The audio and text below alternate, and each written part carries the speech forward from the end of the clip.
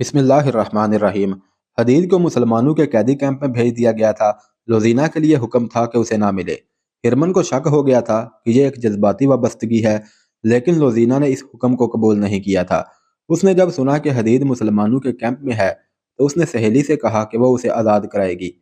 सहेली ने उसकी जज्बाती हालत देखकर मदद का वादा किया और दोनों ने प्लान बना लिया। वो उसी शहर में गई और एक प्राइवेट डॉक्टर से मिली। उसे कहा कि वो एक जख्मी को ला रही है जिसका इलाज उसे इस शर्त पर करना पड़ेगा कि उसके मतलब किसी को कुछ ना बताए। डॉक्टर ने इस राजदारी की वजह पूछी तो लजीना ने कहा, वो एक गरीब सा मुसलमान है जिसने मेरे खानदान की बहुत खिदमत की है। वो कहीं लड़ाई झगड़े में जख्मी हो गया है। उसके पल्ले कुछ भी नहीं, इसलिए कोई डॉक्टर उसका इलाज नहीं करता। क्योंकि यहाँ तमाम डॉक्टर ईसाई हैं, इसलिए वो किसी मुसलमान का इलाज बिला उजरत नहीं करते। राजदारी की दूसरी वजह यह है कि अगर शहर के मुंतजिम तक ये खबर पहुंच गई तो उन मुसलमानों में लड़ाई झगड़ा हुआ है, तो वह इसी को बहाना बनाकर उन्हें मुसलमानों के कैंप में भेज देगा। उन्हें तो बहाना चाहिए। मैं इस आदमी को इस खिदमत और इसार का सिला देना चाहती हूँ जो उसने मेरे खानदान के लिए किया है। मैं उसे रात के वक्त लाऊंगी, आप कितनी उजरत लेंगे? मैं राजदारी की भी उजरत दूंगी। इस दौरान डॉक्टर उसे सर से पांव तक देखता रहा। लुजीना ने उसे यह नहीं बताया था कि वह कौन है, यही बताया था कि वो एक मुअज़्ज़ज़ घराने की लड़की है। लड़की का गैर मामूली हुस्न देखकर डॉक्टर जो उजरत लेना चाहता था उसे वो जुबान पर नहीं ला रहा था। लुजीना इस मैदान और इस फ़न की माहिर थी। वो मर्दों की नज़रें पहचानती थी। उसने अपने फ़न को इस्तेमाल किया तो डॉक्टर मोम हो गया। लुजीना ने सोने के 4 सिक्के उसके आगे रख दिए और जब डॉक्टर ने उसका हाथ अपने हाथ में लेकर कहा कि तुमसे ज्यादा कीमती कोई सिक्का नहीं, तो लोजीना ने महसूस मुस्कुराहट से कहा, आप जो कीमत मांगेगे दूंगी, मेरा काम कर दें। डॉक्टर ये समझ गया कि मामला खतरनाक और पुरस्कार मालूम होता है, लेकिन लोजीना को देखकर उसने खतरा कबूल कर लिया और कहा, जब चाहो ले आओ, अगर मैं सोया हुआ मिलूं तो जगा लेना। उसने एक हाथ में सोने के सिक्के और दूसरे हाथ में लोजीना का हाथ पकड़ लिया। इस मुहिम का सबसे ज्यादा नाजुक और पुरखतर मसला तो ये था कि हदीद को कैंप से निकाला किस तरह जाए। रात को वहां पहरा बराए नाम होता था। उन बदनसीब कैदियों में भागने की सकत भी नहीं थी। सुबह सूरज निकलने से पहले उन्हें मशक्कत पर लगाया जाता और सूरज गुरूब होने के बाद कैंप में लाया जाता। उनकी तादाद 1,500 के लगभग थी। रोजीना की सहेली ने कैंप के मुतल्लिक कुछ मालूमात हासिल कर ली, जिनमें एक ये भी थी कि जख्मी और बीमार कैदियों को मामूली सी एक डिस्पेंसरी में हर रोज़ भेजा जाता है। उनके साथ सिर्फ एक पहरेदार होता है। दूसरे दिन लोजीना अपनी सहेली के साथ वहां पहुंच गई जहां मरीज कैदियों को ले जाया जाता था। उसे ज्यादा इंतजार ना करना पड़ा। 25-30 मरीजों की एक पार्टी नहायत आहिस्ता आहिस्ता चली आ रही थी और पहरेदार हाथ में लाठी लिए उन्हें मवेशियों की तरह हाँकता ला रहा था। जो तेज नहीं चल सकते थे उन्हें वो लाठी से धकेल धकेल कर ला रहा था। दोनों लड़कियां आगे चली गईं। उनका अंदाज ऐसा था जैसे तमाशा देख रही हों। जब मरीजों का टोला उनके करीब से गुजर रहा था तो वो हर एक को देखने लगती।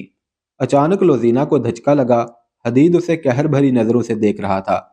इससे अच्छी तरह चला नहीं जा रहा था। उसके चेहरे से वो रौनक और रमक बुझ गई थी जो लोजीना ने जख्मी होने से पहले देखी थी। हदीद के कंधे झुक गए थे। उसके कपड़े खून से लाल थे। खून खुश्क हो चुका था। लोजीना की आंखों में आंसू आ गए, मगर हदीद की आंखों में नफरत थी। उसने मुंह फेर लिया। यह मरीज टोला आगे निकल गया तो लुजीना और उसकी सहेली पहरेदार से बातें करने लगी, जिनमें उन मुसलमान मरीजों के खिलाफ नफरत थी। उन्होंने जुबान के जादू से पहरेदार को अपना गर्विदा बना लिया और कहा कि वो अजराह मजाक उन कैदियों के साथ बातें करना चाहती हैं। डिस्पेंसरी में दूसरे मरीज भी थे। खासा हजूम था। कैदियों को एक तरफ बिठा दिया गया। लुजीना उनके करीब चली गई और उसकी सहेली ने पहरेदार को बातों में उलझा लिया। हदीद दीवार के सहारे बैठ गया था। उसकी हालत अच्छी नहीं थी। लुजीना ने आंख के इशारे से उसे परे बुलाया। वो जब उसके करीब गया तो लुजीना ने आहिस्ता से कहा कि मुझे हुक्म मिला है कि तुमसे कभी ना मिलूं। बैठ जाओ, हम ये जाहिर नहीं होने देंगे कि हम बातें कर रहे हैं। मैं लानत भेजता हूं तुम पर और तुम्हारे हुक्म देने वालों पर, हदीद ने नहीफ मगर गजबनाक आवाज में कहा। मैंने तुम्हें किसी सिले के लालच में डाकुओं से नहीं बचाया था। वो मेरा फर्ज था। क्या तुम फर्ज अदा करने वालों के साथ ये सलूक करते हो? चुप रहो हदीद, लोजीना ने रुंधियाई हुई आवाज में कहा। ये बातें बाद में होंगी। मुझे बताओ कि रात तुम किस जगह होते हो। आज रात तुम्हें वहां से निकालना है। हदीद इससे बात नहीं करना चाहता था। लजीना ने उसे आंसुओं से और बड़ी मुश्किल से यकीन दिलाया कि वह उसे धोखा नहीं दे रही। حدید نے بتایا کہ وہ رات کو کہاں سوتا ہے۔ وہاں سے نکلنا مشکل نہیں تھا، لیکن نکل کر وہ جائے گا کہاں؟ انہوں نے جلدی جلدی فرار کا منصوبہ بنا لیا۔ اسی رات مسلمانوں کا کیمپ ایسی نیند سویا ہوا تھا جیسے یہ لاشوں کی بستی ہو۔ پہرے دار بھی سو گئے تھے۔ یہاں سے کبھی کوئی نہیں بھاگا تھا، بھاگ کر کوئی جاتا بھی کہاں۔ اس کے علاوہ پہرے داروں کو یہ بھی معلوم تھا کہ کوئی ایک آدھا بھاگ بھی گیا تو کون جواب طلبی کرے گا۔ رات کا پہلا پہر ختم ہو رہا تھا کہ پھٹے پرانے ایک خیمے سے ایک آدمی پیٹ کے بل رینگتا ہوا خیموں کی اوٹ میں وہاں تک چلا گیا جہاں اسے کوئی پہرے دار نہیں دیکھ سکتا تھا۔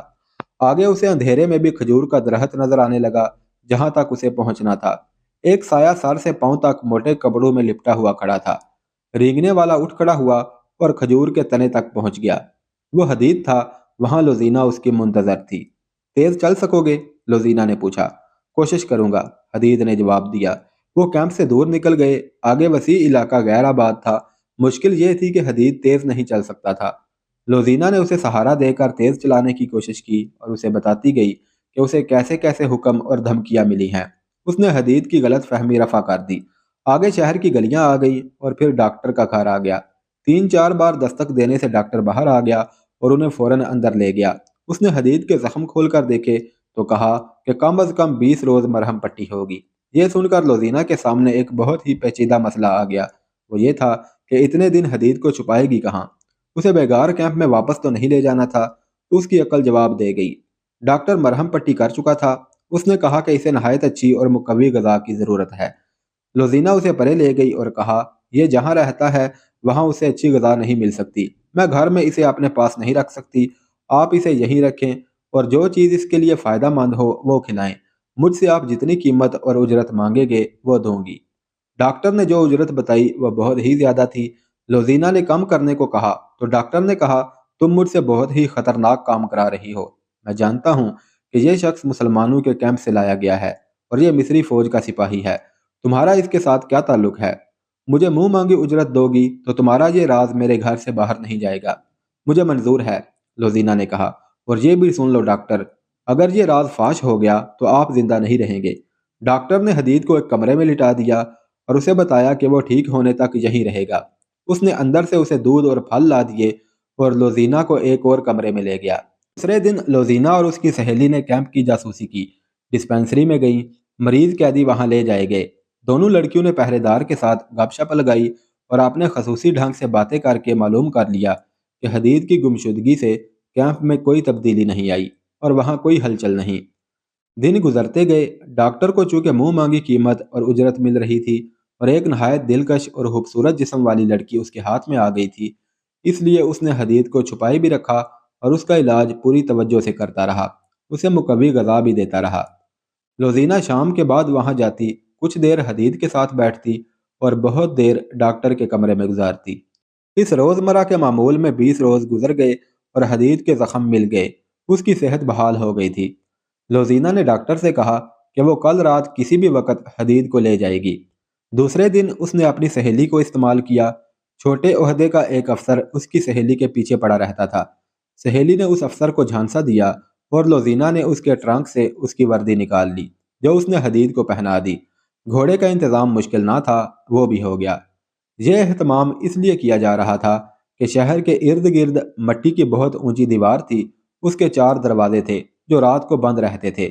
ان دنوں دن کے وقت یہ دروازے کھلے رکھے جاتے تھے کیونکہ سلطان ایوبی کے آنے والے حملے کے لیے فوجوں اور ان کے سامان کی آمد و رفت جاری رہتی تھی۔ سورج غروب ہونے سے کچھ دیر پہلے قلعے کے ایک بڑے دروازے کی طرف ایک صلیبی افسر گھوڑے پر جا رہا تھا۔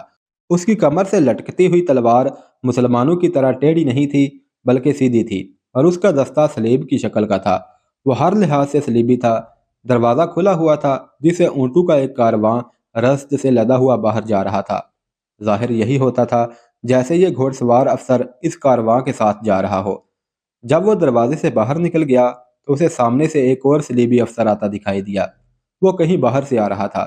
اس نے افسر کو دیکھا اور مسکرایا، مگر اس افسر نے مسکراہٹ کا جواب مسکراہٹ سے نہ دیا بلکہ غور سے اس افسر کی طرف دیکھا جو باہر جا رہا تھا۔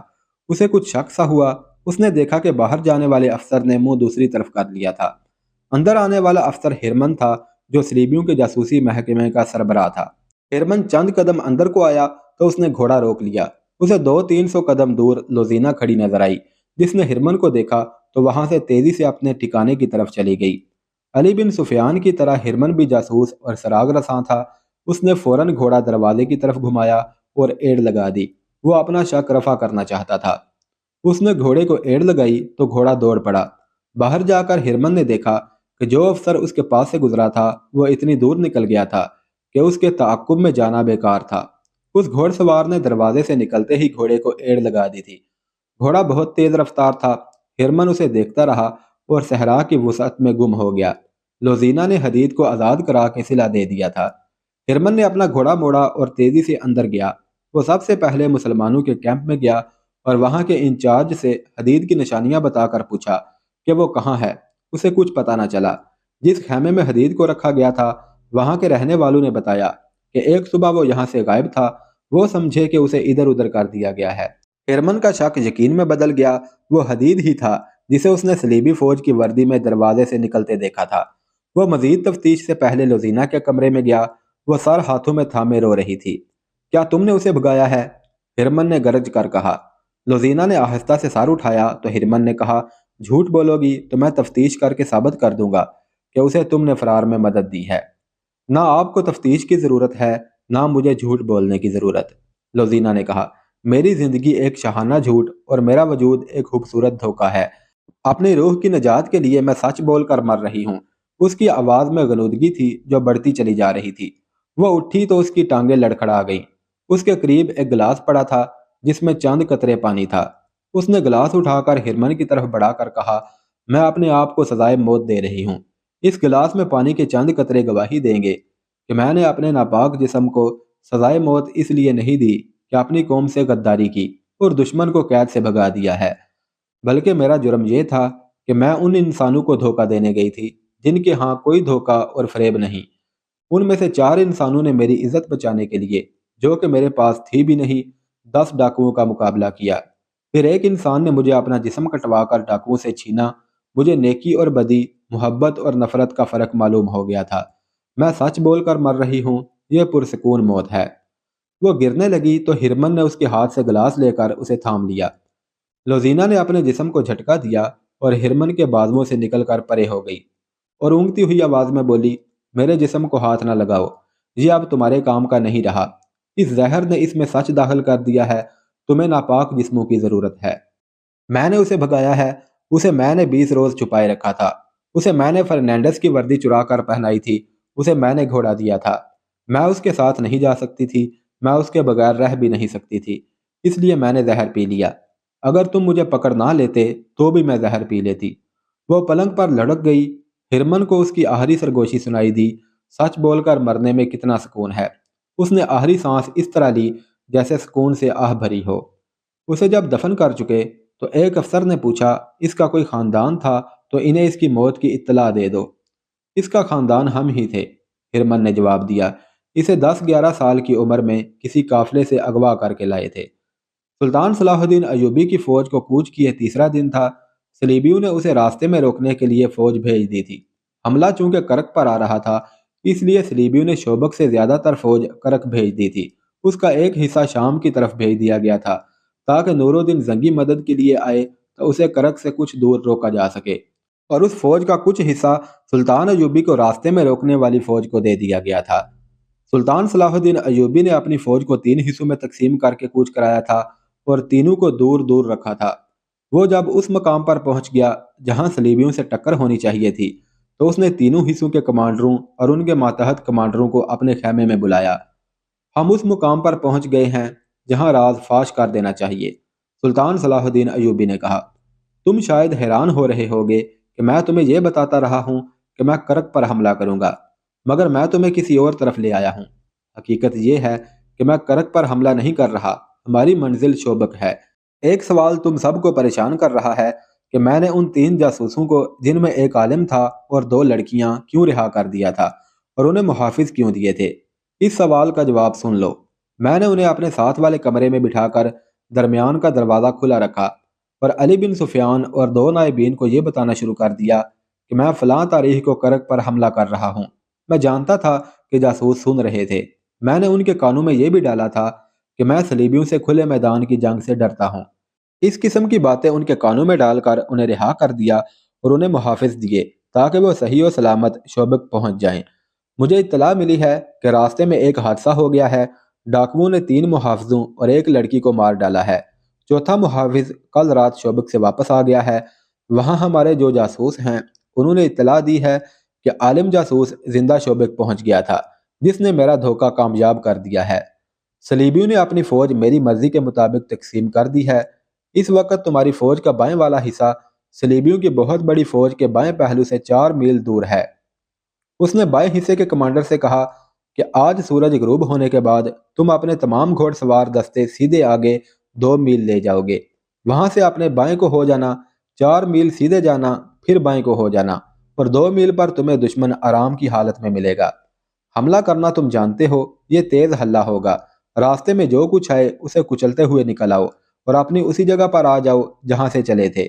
دوسرا حصہ شام کے بعد سیدھا آگے بڑھے گا، 8-9 میل جا کر بائیں کو ہو جائے گا، تمہیں دشمن کی رسد اور قافلے ملیں گے۔ اس کے علاوہ تم دشمن کے عقب میں ہوگے۔